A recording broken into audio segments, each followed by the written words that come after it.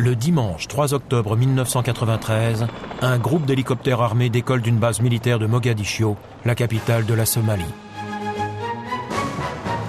À leur bord se trouvent 140 soldats d'élite.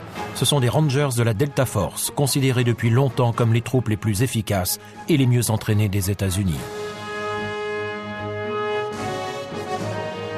En 3 minutes, ils atteignent le cœur de Mogadiscio.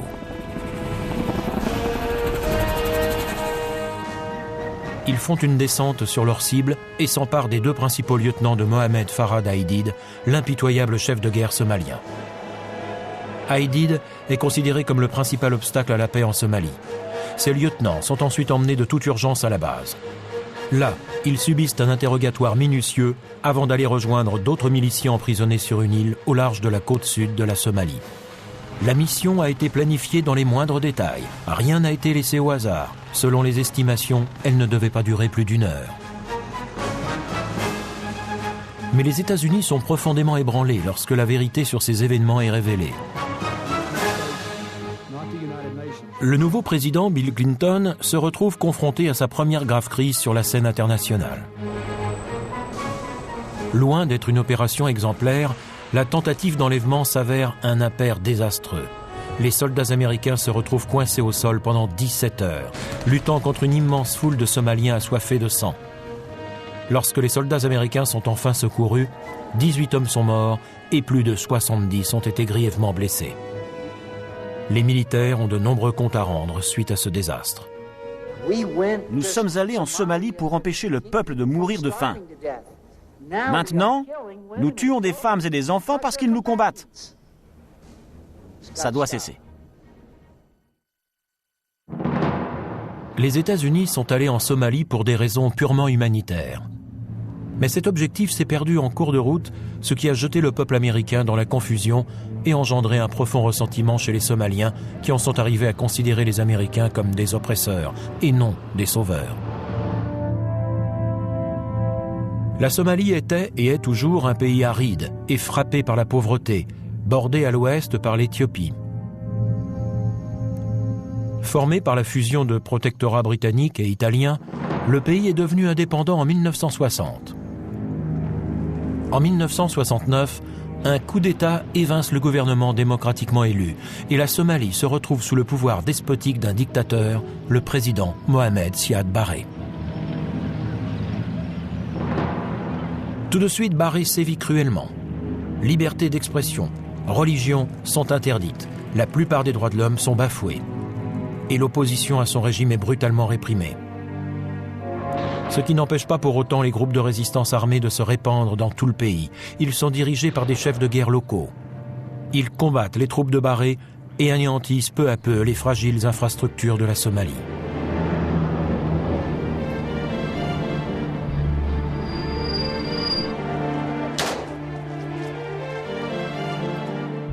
Mohamed Farad Aidid est l'un des plus célèbres chefs de guerre. Il est finalement capturé par les forces gouvernementales et emprisonné pendant plusieurs années.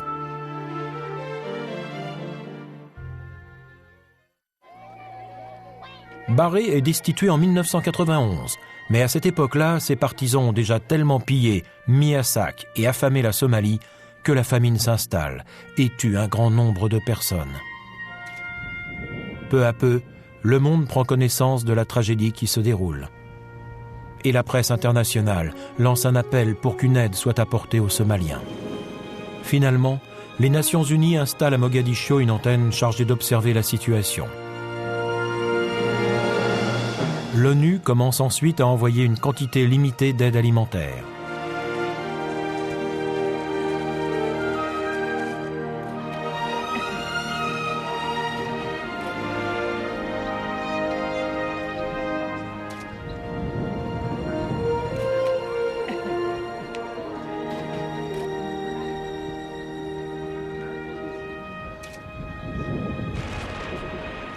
Mais les combats sanglants de rue se poursuivent.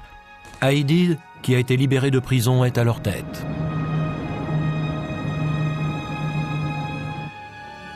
Au quartier général de l'ONU à New York, le secrétaire général Boutros Boutros-Ghali décide qu'une intervention directe est le seul moyen de stopper les morts. Et cette décision va entraîner les Nations Unies à commettre de graves impairs en Somalie.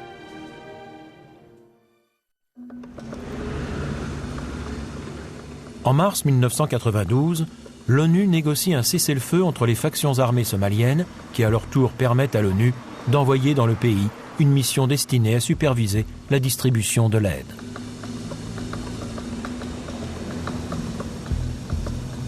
Les chefs de guerre, dont Aidid, fournissent même des escortes armées pour s'assurer que l'aide soit acheminée sans encombre.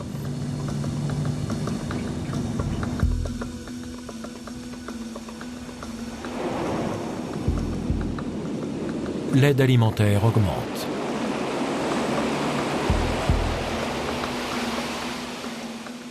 En juillet, 50 observateurs militaires de l'ONU arrivent à Mogadiscio pour s'assurer que le cessez-le-feu est bien respecté. Cependant, la Somalie est au bord de l'anarchie la plus totale. Les chefs de guerre réalisent bientôt que la nourriture fournie par l'ONU est une denrée indispensable qui pourrait leur permettre de renforcer leur base. En conséquence, leurs partisans se mettent à piller les avions affrétés par l'ONU dès leur atterrissage et s'emparent des convois de nourriture.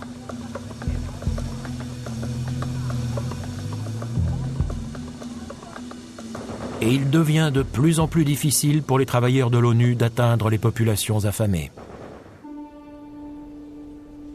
Il s'avère évident qu'une action plus rigoureuse est nécessaire. L'ONU demande donc à ses membres de fournir un véritable soutien militaire à son programme d'aide humanitaire. Des troupes de l'ONU sont envoyées en Somalie.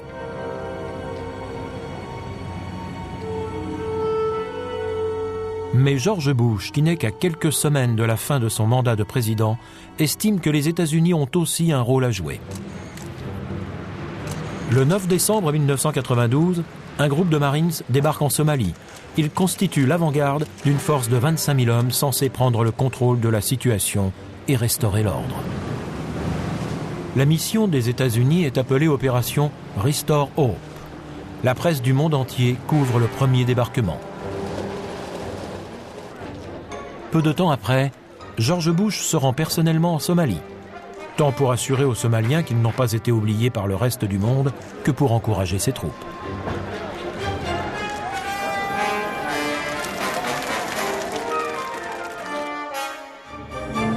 Le président déclare aux Américains « Quelques personnes ont suggéré que nous avions peut-être fait une chose que nous n'aurions pas dû faire. Mais en pensant à ce que vous avez vu et à ce que j'ai vu aujourd'hui, je suis totalement convaincu que nous avons fait ce qu'il fallait faire. »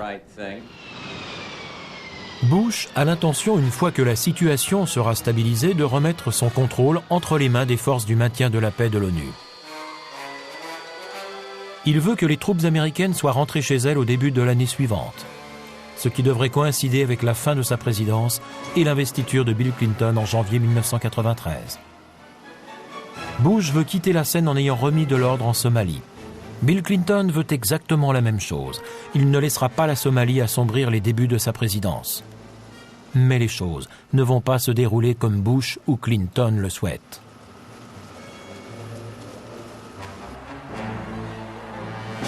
Les troubles continuent et les troupes américaines sont encore en Somalie lorsque le président Clinton arrive au pouvoir en janvier 1993.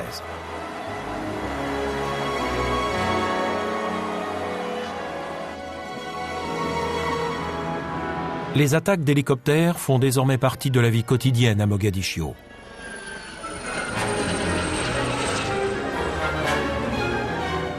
Finalement, début mai, Clinton transmet le contrôle militaire aux forces de l'ONU.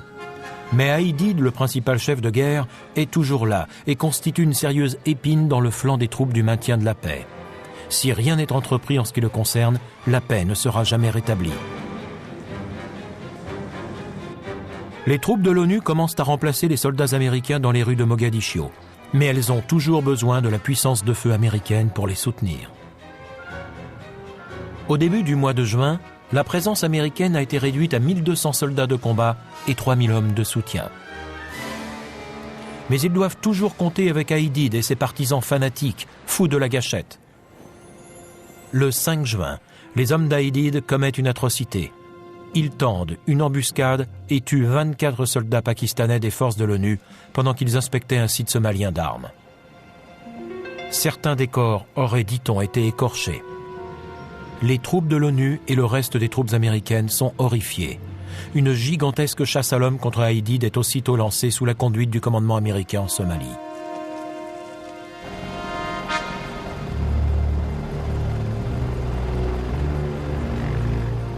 Une récompense de 25 000 $ est même offerte pour sa capture, ce qui représente une véritable fortune dans ce pays frappé par la pauvreté. Les recherches sont longues, difficiles et totalement vaines. Des douzaines d'Américains et de membres des Nations Unies sont tués, ainsi que de 6 000 à 10 000 rebelles somaliens.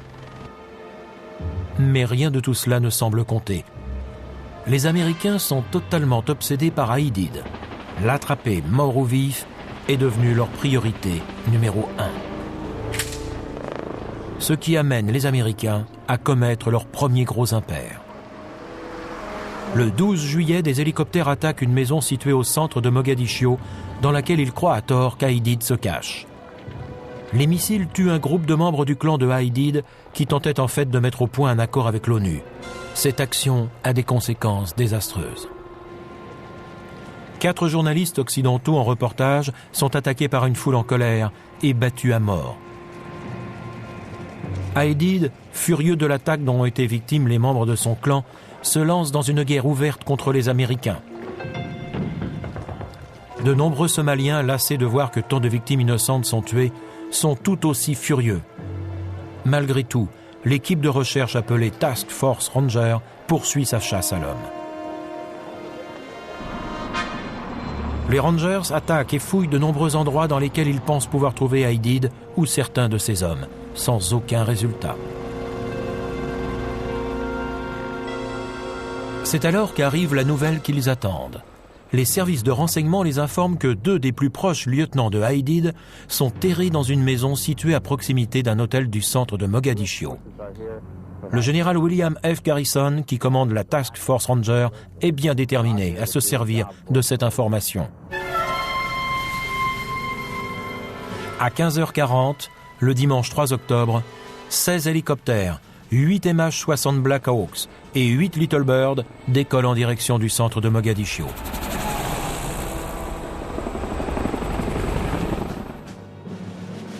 Le plan consiste à atterrir à proximité de la maison cible, s'emparer des hommes de Aidid et les embarquer dans des véhicules amenés par une force de soutien terrestre.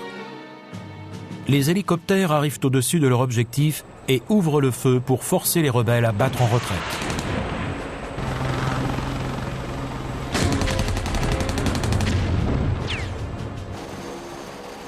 Les Rangers sautent au sol et utilisent des grenades inoffensives pour disperser une éventuelle opposition. À la surprise des équipages des hélicoptères qui survolent la zone, des milliers de Somaliens, dont la plupart sont armés, envahissent la place et les Rangers, étonnés, se retrouvent complètement encerclés. La foule veut du sang. Il y a même des femmes et des enfants parmi eux.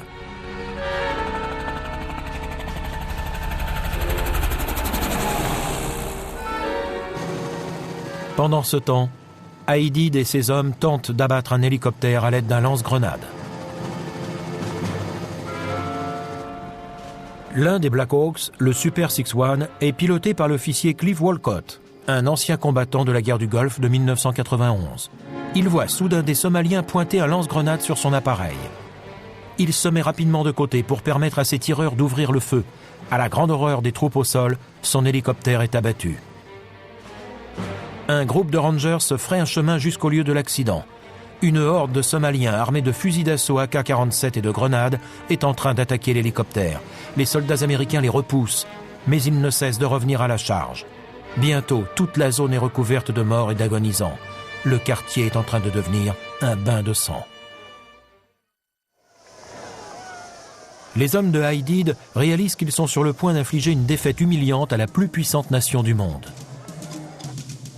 Le Black Hawk abattu est leur principal trophée.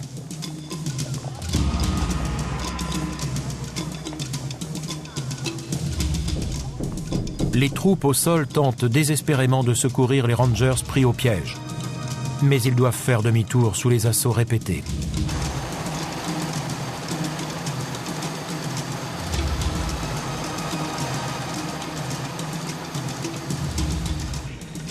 Les véhicules américains sont détruits et la quantité de blessés augmente alors que d'autres renforts arrivent sur la zone de combat.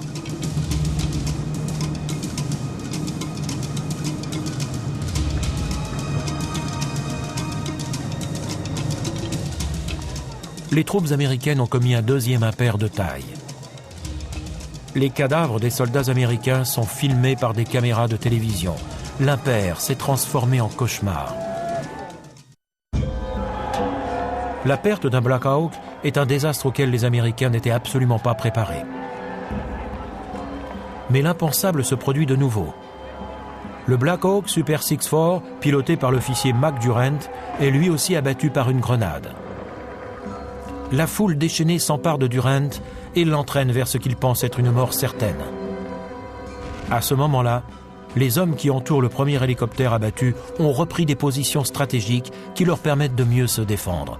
La plupart d'entre eux sont persuadés qu'ils ne s'en sortiront jamais vivants. Les Somaliens continuent à les prendre pour cible.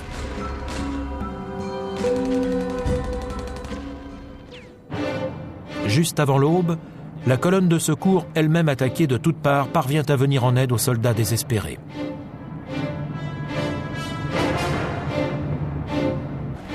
Ils ont été localisés par des hélicoptères de repérage. Les Rangers survivants sont réfugiés dans un dédale d'immeubles en ruine.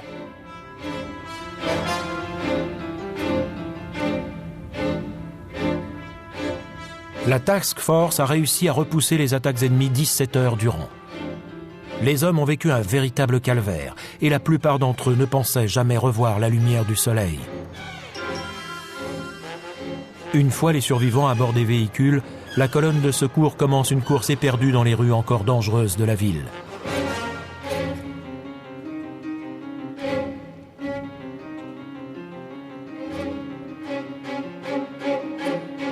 Le convoi, qui fait plus de 3 km, est constitué de plus de 100 véhicules de transport de troupes blindées, tanks, véhicules tout-terrain et camions.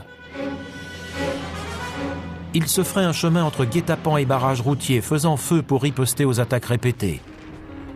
Le convoi se dirige vers un stade désaffecté au nord de Mogadiscio, où une équipe médicale de l'armée américaine a installé un hôpital de campagne pour donner les premiers soins aux blessés. Lorsque le convoi atteint enfin le stade, des hélicoptères effectuent des allers-retours incessants pour ramener les soldats à la base où ils recevront d'autres soins. Mike Durant, le pilote du Black Hawk, est relâché 11 jours plus tard, après que le président Clinton ait exigé sa libération. Clinton estime que les choses ont assez duré. La vue des cadavres américains traînés dans les rues de Mogadiscio a été la goutte qui a fait déborder le vase. Il ordonne que les troupes soient rapatriées.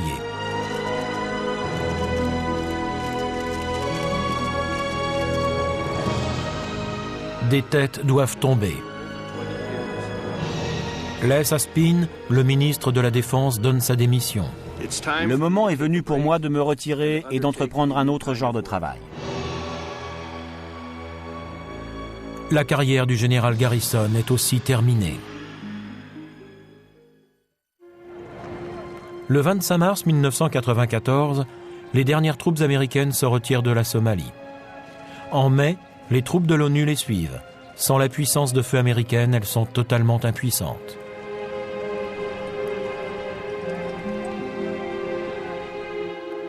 L'impair commis à Mogadiscio s'est avéré fatal pour la mission de maintien de la paix et la Somalie est abandonnée à son triste sort.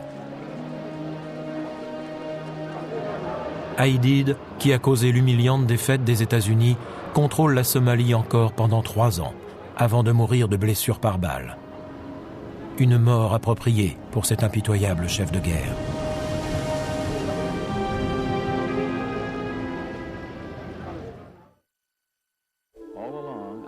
George Bush avait voulu terminer sa présidence par un triomphe sur le plan international.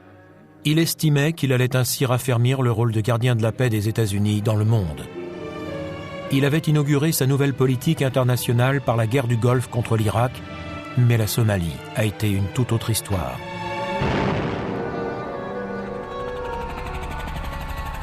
Les troupes américaines présentes dans ce pays ont été autorisées à se concentrer sur les chefs de guerre au détriment de tout le reste. Et le peuple somalien s'est retourné à la fois contre les troupes américaines et contre celles de l'ONU qui avaient été envoyées pour les aider.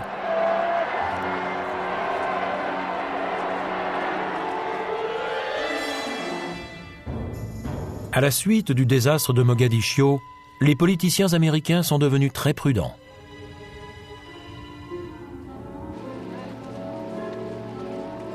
Les troupes américaines ont été par la suite déployées au Kosovo, mais leurs opérations ont été strictement réduites au maintien de la paix et à l'aide humanitaire. L'impair commis en Somalie en 1993 a marqué durablement les esprits.